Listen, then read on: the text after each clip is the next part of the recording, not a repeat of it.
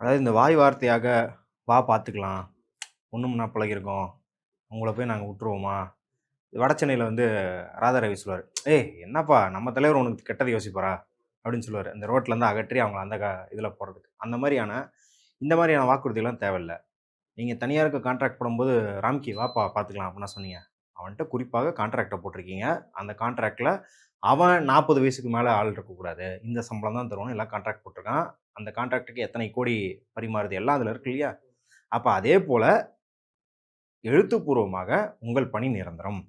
அதேபோல முன்னாடி குடுத்துட்டு இருந்த மாரி சம்பளம், அதில ஹெச்ஆர்ஏ, சிசிஏ, ஸ்பெஷல் அலவன்ஸ் எல்லாம் சேர்த்த சம்பளம் எல்லாம் இருக்குன்ட்டாங்க. ஏன் போராடிட்டு இருக்க போறாங்க? அவங்களுக்கு என்ன தலையெழுத்தா? ரிப்பன் பில்டிங்ல நீங்க சும்மா அதாவது வெயில் காலம்லாம் கிடையாது. ஒரு நவம்பர், டிசம்பர்ல கூட ரிப்பன் பில்டிங்ல போய் 10 மணி நேரம் கூட உட்கார முடியாதுங்க. அவ்வளவு டிராஃபிக் சத்தம், அவ்வளோ பொல்யூஷன், அவ்வளோ வெயில் இருக்கும். அதெல்லாம் தாண்டி மழை, வெயில் எல்லாம் தாண்டி 12 நாள் உட்கார்ந்துருக்காங்க அவங்க. இது எதுக்கு அவங்க வந்து சும்மா வீம்புக்குன்னு உட்கார்ந்துருப்பாங்களா? அப்படி கிடையாது. இப்போ நம்ம பார்க்குற பார்வையிலே ஒரு பெரிய பிரச்சனை என்ன அப்டின்னா, தனியாருக்கு போனா இவங்க வந்து சத்தம் போடுறாங்க. தனியார்னாலே இவங்களுக்கு அலர்ஜியா இருக்குது. இங்க தனியார வந்து தனியார எதிர்க்கணும், தனியார எதிர்க்கிறதில்ல. தனியார்னால என்ன விளைவு ஏற்படுது அப்டின்றதுனால நம்ம எதிர்க்கிறோம். இப்ப அவங்களுக்கு வந்து ஆ நேஷனல் அர்பன் லைவ்லிஹுட் மிஷன்ல அவங்க இருந்தாங்க.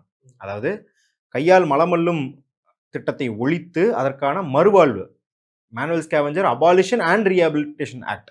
ரீஹாபிலிட்டேஷன்ல அவங்க என்ன பண்றாங்க? மறுவாழ்வு அப்படின்னும்போது நேஷனல் அர்பன் லைவ்லிஹுட் மிஷன்ல அவங்க அப்சர்வ் பண்ணிக்கிறாங்க. அதாவது இதுவரைக்கும் இந்த கான்ட்ராக்ட்ல விட்டுருந்தாங்க, கைதா மாறுது அப்படின்றாங்க. அது கிடையாது. நேஷனல் அர்பன் லைவ்லிஹுட் மிஷன்ல இருந்தாங்க. அது வந்து சென்ட்ரல் கவர்ன்மெண்ட், ஸ்டேட் கவர்ன்மெண்ட் 2ம் சேர்ந்து அவர்களுக்கு காசு தந்துட்டு இருந்துச்சு.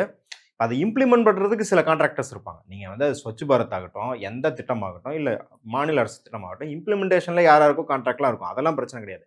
இங்க அந்த அந்த அந்த ஸ்கீமே முடிஞ்சு நீங்க வேற ஆள்ட்ட குடுக்குறீங்க அப்படின்னும்போது தான் அவங்களுக்கு வந்து வேலை நிரந்தரம் இல்லாம போகுது. வேலை நிரந்தரம் இல்லாம போகுது. இப்ப வந்து சம்பளம் மட்டும் தான் பிரச்சனை அப்டின்னா, நிரந்தர வேலை அப்படிங்கிறதுக்கு நீங்க விலையே தர முடியாது. நீங்க வந்து ஒரு பொதுவாக ஒரு ஐடில இன்னைக்கு ஐடில வந்து யூனியன் கட்ட ஆரம்பிச்சிருக்காங்க. யுனைட்லாம் நல்ல வேலை பார்த்துட்டு இருக்கு. ஆனாலும் இன்னைக்கும் கூட டிசிஎஸ்ல ஆயிரக்கணக்கான பேர வந்து நீக்குறாங்க. விப்ரோல நீக்குனாங்க. போன வருஷம் ஃபுல்லா எல்லா ஐடி கம்பெனிலயும் நீக்குனாங்க. இந்த பைஜூஸ்ங்கிற எஜுடெக் கம்பெனி வந்து ஃபுல்லாவே மூடிட்டு இருக்கிற எல்லா எம்ப்ளாயீஸையும் வீட்டுக்கு அனுப்பிச்சுட்டாங்க.